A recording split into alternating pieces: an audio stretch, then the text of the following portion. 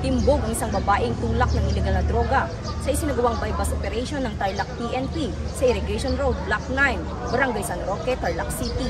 Ayon sa ulat ni Police Lieutenant Colonel Reynold B. Macabitas, CPIU, naaresto ang nasabing suspect bandang alas 3 ng hapon ng ikasang naturang operasyon matapos makabili ang police pusher buyer ng isang pakete ng hinihinalang shabu kapalit ng 20,000 piso. Nakumpiska sa nasabing suspect ang 3 pirasong 1,000 peso bill bilang buy bust money at 17 pirasong 1,000 peso bill bilang budol money, 3 pakete ng hinihinalang shabu na tumitimbang ng bigit kumulang 200 gramo na nagkakahalaga ng 1,360,000 pesos. Kasalukuyang nasa Tarlac Provincial Forensic Unit, Camp Macabulos ang naarestong suspect kasama ng mga nakumpiskang ebidensya para sa drug test at sasampahan ito sa kasong paglabag sa RA 9165 o Comprehensive Dangerous Drugs Act of 2002. Patunay lamang ito sa dedikasyon ng Tarlac PNP sa kanilang pagpapaigting laban sa paglaganap ng ilegal na droga at kriminalidad sa kanilang nasasakupan. Mula dito sa Tarlac Police Provincial Office, ako ang inyong PNN correspondent,